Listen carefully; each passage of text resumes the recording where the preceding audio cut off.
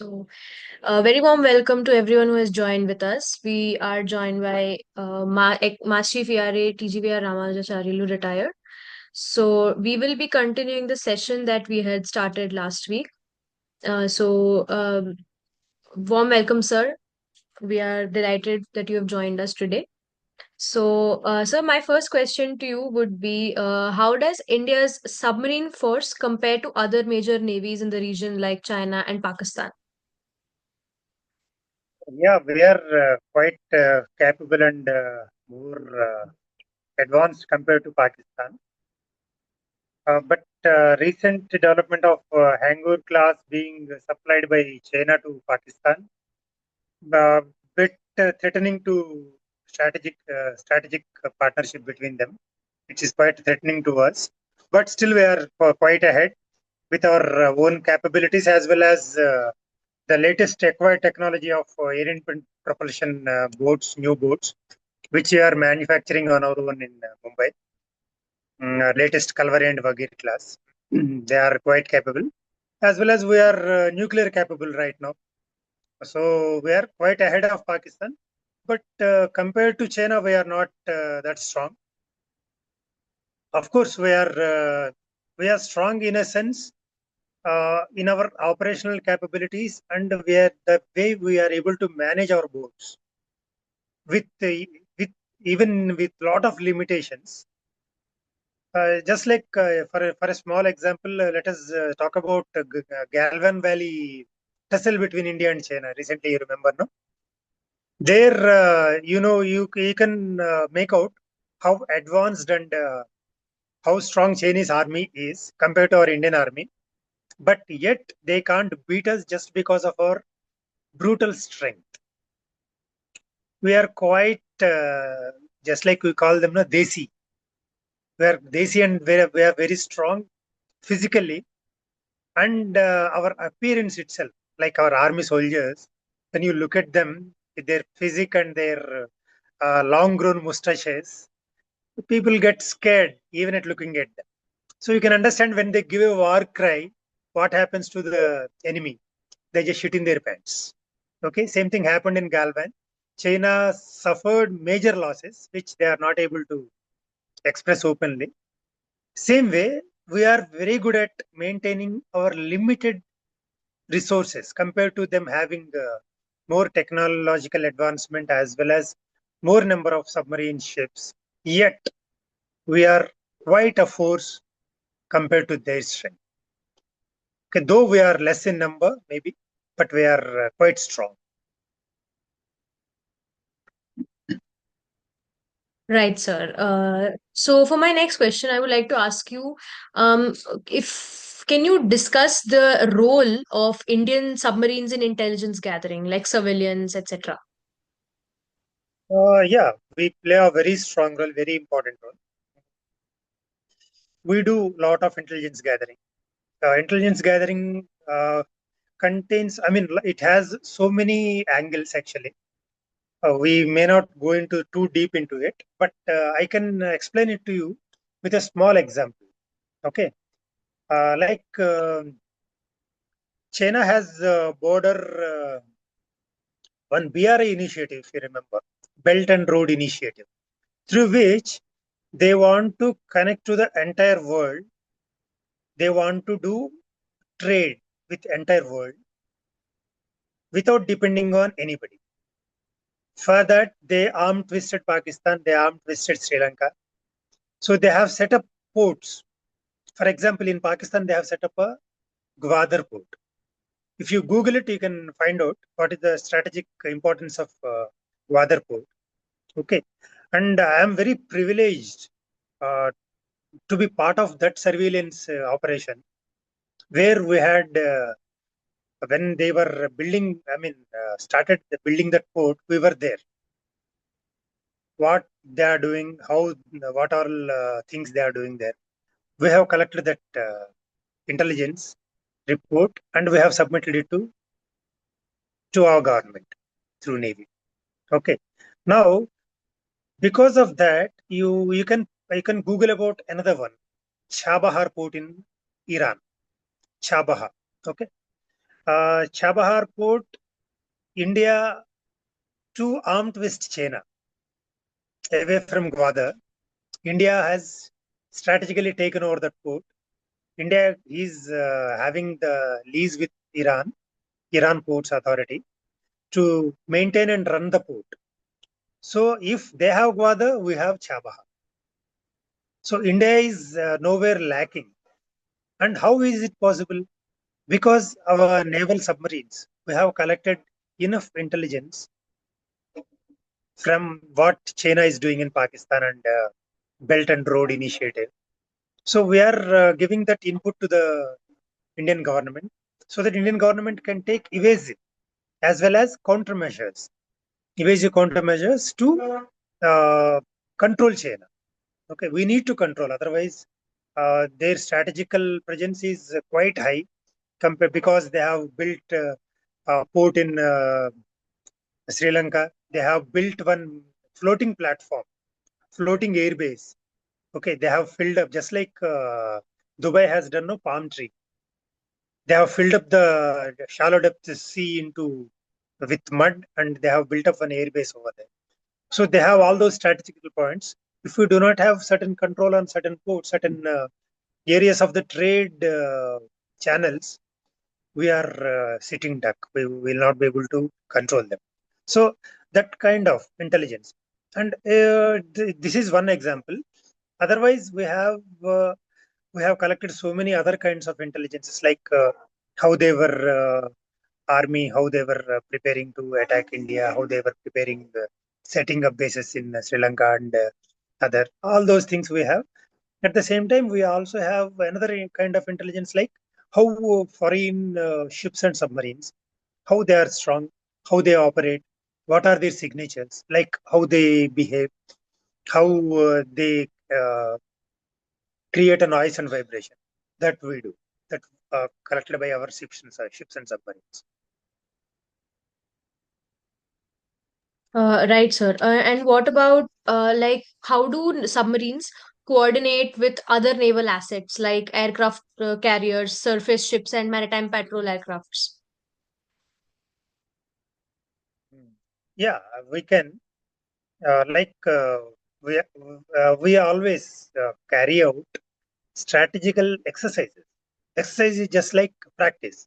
The way you do practice before your exam. Same way, we are always prepared to face any kind of situation, any kind of war, any kind of aggression. So we must be prepared. We cannot sit idle and wait for the enemy to attack us, then we will retaliate. That is the worst scenario, worst case scenario. So what we do is we keep practicing. When we practice, we take up challenges like how we will communicate. Okay, because now the communication is quite complicated. Like certain channel you follow, the same channel is available is with your enemy. So they tend to know what you are talking, how you are communicating between you and other your friends. So they might uh, intervene, and they might listen to what you are speaking, actually what you are planning, everything. So that will put us on our back step. So to avoid that, we need to have a better internal communication where we can have our own uh, uh, strategic channel where we are not able to understood. We were not understood by the enemy, what we are speaking, what we are achieving. So that kind of communicative systems we have nowadays. So what we do is we keep practicing our war tactics along with our ships, submarines, aircraft carriers, bases. Bases do play a very big role. Okay, and the being in the channel, being in the sea, at ocean, Indian Ocean, or Bay of Bengal, you should be able to contact with your base as well as nearby ships as well as aircraft carriers. So we do practice that. Whenever we practice, we do that, and we do it with our allied, like some other friendly countries.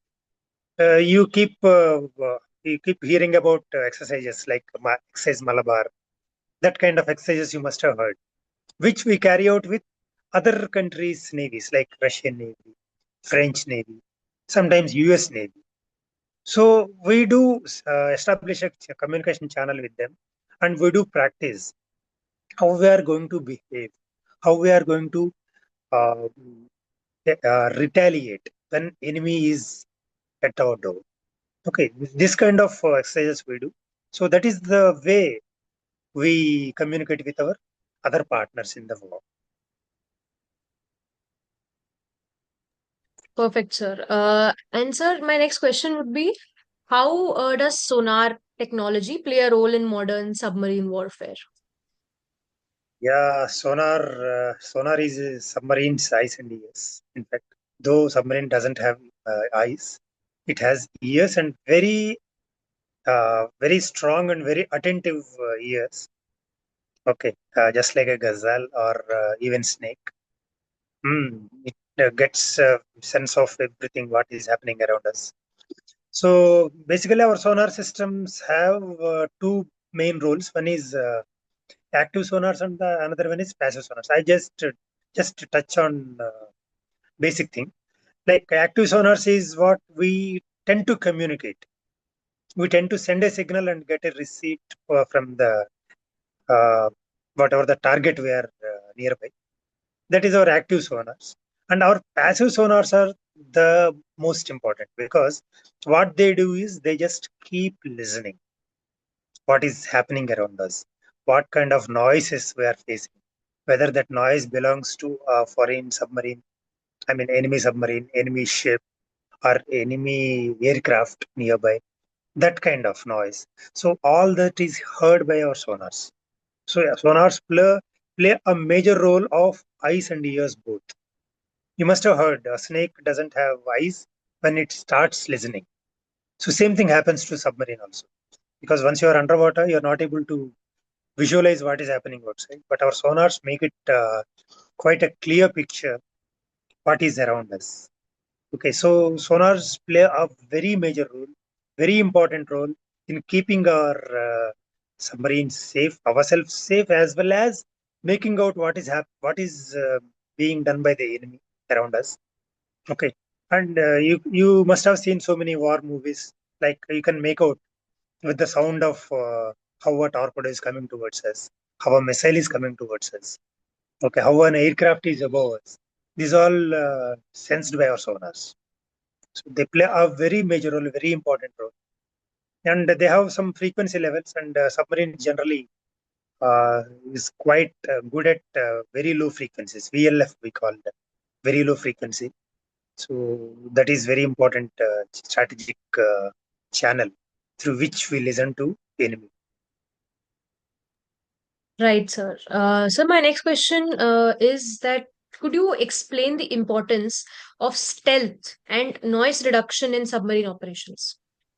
Yeah, when we met previously last time, I explained to you how Russians have made it metallic boats into noise free. I told you last time, but they have made it a small thick rubber coating on top of steel body, so that sonar when it transmits its signal, enemy sonar, it just doesn't reflect back because there is no steel available on top. So that is a very cheap and very effective way of avoiding the enemy. And in addition to that, there are other measures, other countermeasures, like uh, is somebody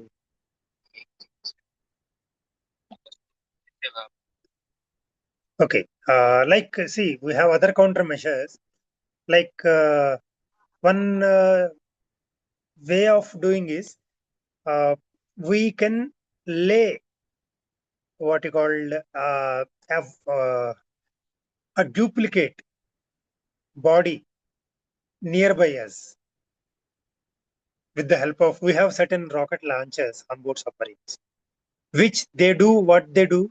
They just launch one kind of rocket which lays out a duplicate body of a submarine kind of thing. which attracts the enemy sonar and radars so that they are not able to catch the main body. That kind of stealth technology we have.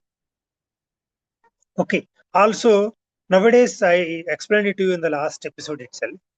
Our propulsion system, basically, our independent propulsion, air independent propulsion system, is quite silent. It doesn't make any noise, doesn't leave any sound, so that enemy can detect us. Okay, that is one more important point. At this moment, I would like to share one of our experience. Like when we were near Karachi harbor in one of our operations, when Pakistan and French navies, they were practicing together. See, all these in during peacetime, all naval forces are friendly with each other. Okay, of course, we are not friendly with both in, China and Pakistan, of course, but still, French are friends to us. Same time, they are friends to Pakistan also, and they have supplied submarine technology to Pakistan. You know that.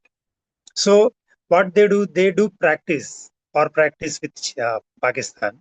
So when we were at their, we were stealthily recording their exercise pattern, how they are practicing underwater. They had a sense of something is happening underwater. They had that, both Pakistan and the Chinese navies.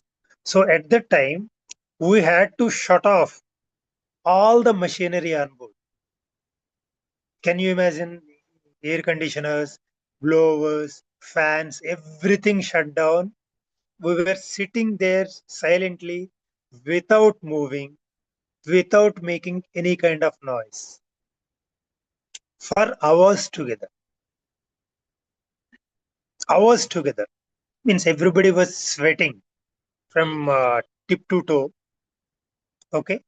And everybody was panting for air, but still we could not move. Just because we make a little bit of noise, entire enemy forces around us. They were searching on top, keep giving sonar signals, but still we should not make any kind of noise. We should not make them listen even a slight of noise. They'll get a air of it. Yes, here is the enemy. We must attack it, but we should not give them that chance. And can you imagine? You must have seen some psychological thrillers where how do they torture? How do they torture a person? How do they torture a criminal to get the? You can make see, one kind is they just put a water drops. They keep falling on the head, tap tap tap tap. For some time you are normal. After a few minutes, you start feeling the pain. What is this happening? Afterwards, you will become restless. Same way, sonar signals, when they come and hit our body, they make a beeping noise. Keek, keek, keek, like that. If that happens for 10-15 minutes, you will feel normal. But what happens if it is for hours together? You will become psychic, isn't it? But that was the practical thing happens to submariners when they are in enemy territory. Okay, this kind of experiences we have, and I'm privileged to be part of that one experience, one odd experience like that. Wow, so that was really nice, very insightful regarding very personal view of what happens inside a submarine. So, sir, I my next question would be like recently in Indian film industry, we have seen a lot of films about military coming up, like Uri, Surgical Strike, or the Ghazi attack. Sher Shah, all these films have come up. So, in contrast, we have seen Hollywood films as well, like Men of Honor, and a lot of Navy related, military related films. So, according to you, what is the thing like, for instance, if we take Ghazi attack, there was a scene where the captain of the ship has been martyred, and so he was his body was dispatched into the ocean itself through one of the torpedo tubes. So, sir, all these things that are shown in the film Ghazi, are do they really happen, or is it just a dramatized version? And same with the film Uri. drama is part of movie. You can't avoid that. But things do happen like that. Things do happen sometimes because you cannot take the risk of aborting an important mission just because of a casualty or just because of somebody is injured. No, because our mission is the primary. Okay, rest everything follows. Nothing else is more important than what you do for your country.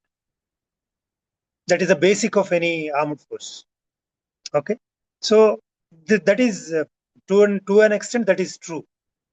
Okay, and see any commanding officer, a person who is heading one important attacking submarine or a ship of navy wants to go into the sea. I mean, into the ocean, than going under the earth or getting onto the fire pit. Okay, they do. We do because when your body is submitted to the ocean or sea, that is a prime sacrifice. Minimum thing you can do for your country in the name of your country.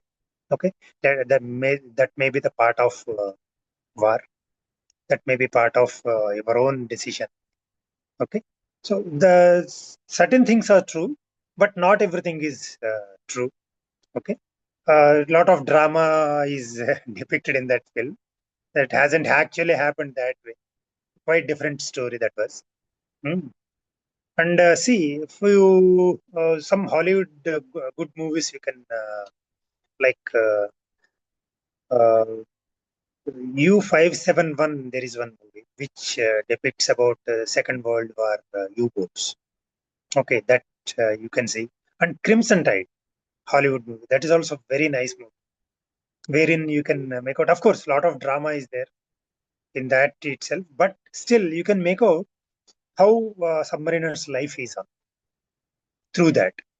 And unlike those depicted, US and other submarines, our submarines are quite different.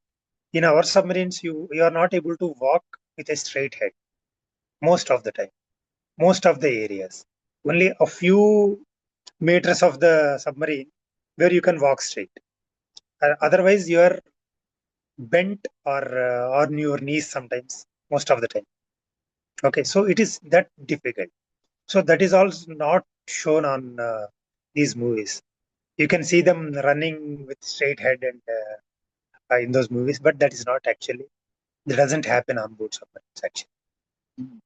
Rest these some kind of damage exercises like water flooding, fire on board. They are quite same when it happens that way only. So we do have to retaliate in the same fashion like they are shown on movies, shown in the movies. So it was shown in the movie that submarine called S-21 had attacked the Pakistani submarine Ghazi and sunk, and it had been sunk, sinking the thing to the ocean.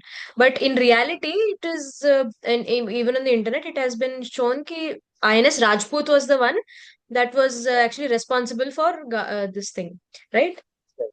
So even a lot of military personnel were very upset with the portrayal of how army was shown in Uri. So, is it the same view about Navy as well in Ghazi? Of course, of course, has to be because it is quite different what they show on screen to what actually happens on board a submarine. There is a lot of camaraderie, lot of what you call chain of command. Like you can never disrespect what your next level of command is telling you. Okay, at the same time, they do give equal importance to you, even being superior in the chain of command. The way you suggest, the way you give your opinion, everything is respected to the bare minimum and to the maximum. They give so much of respect to each opinion. But yet, being in the place of taking the decision, they have to take the best possible decision so that damage is minimum and what we can cause the damage to opponent is the maximum. And our nation's name, our respect, our uh, what you call stature is not damaged at any cost, is not compromised at any cost. Wonderful, sir. So, if we have any doubts from the audience, you can pose your questions. If not, we'll move on with another question. So, any doubts? Anyone in the audience?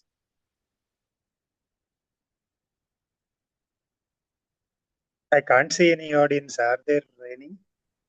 There were, sir. Could There were almost seven, eight, but they have been exiting and joining.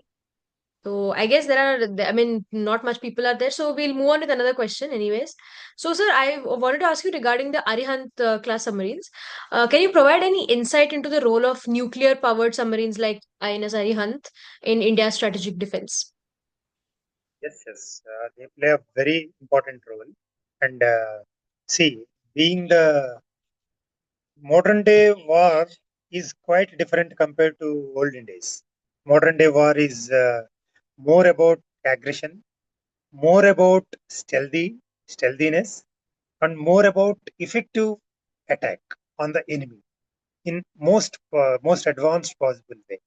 So Arihant class is, I mean, a new door open for Indian Navy, for India itself, into that kind of war capability, wherein we can stay for longer period deployed at sea, also, and without much of uh, what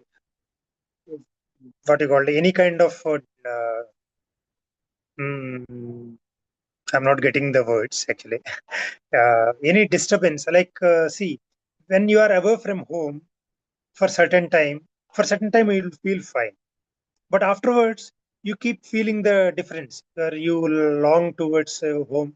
And if the facilities are quite comfortable, you'll be able to somehow prolong. But if it is your life is tough, you do not have any facilities, and still you have to be deployed, it will become quite difficult. So our Arihant class submarines, they do provide all kinds of facilities, amenities to its uh, crew. Same time, they have enough firepower, like torpedoes and missiles, what they can carry, and how long they can stay deployed in a comfortable way to the crew. Because see, previously I told you we cannot take bath on a submarine, but it's not the case in Arihant class because it's a nuclear powered boat. There is no death of power. You have enough power. You have enough steam on board, enough water on board. Okay, so no need. You don't have to worry about anything. You can freshly take bath every day. Of course, they don't. That's a different issue. But you have the facility. Once you have the facility, you are able to give your best. That's what it does to the crew of the submarine. And being able to stay for longer days underwater, longer time near the enemy area, makes the enemy uncomfortable. Because at a nuclear powered submarine with so much of firepower is at our harbor mouth, you will not dare enough to cross your harbor. Okay, if you are going into the mouth of death, right? So that's what the difference nuclear powered submarine makes to war scenario. And we are capable of building our own, initially with the help of Russia, now with the help of French. Of course, nuclear powered, we are still dependent on Russian technology. We are building our own technologies. So we are quite comfortable right now. And the more and more we keep building the ships, yeah, submarines, boats, so we will be mastering the technique and we will do our own better version of things in future. Right, sir. That was very insightful. And I thank whoever has joined. I mean, they've left now, but I thank whoever has taken out their time and joined. And sincere gratitude to you as well, sir, for taking out your valuable time and joining us and providing us insights up and close and personal into how submariner's life is on board. So we would definitely like to hear you a lot more in the future sessions. And we promise you a bigger audience next time for sure. We'll keep it on a day when everyone's not busy with other sessions. So thank you so much and Jai Hind, sir. Jai Hind, Shanu Varna.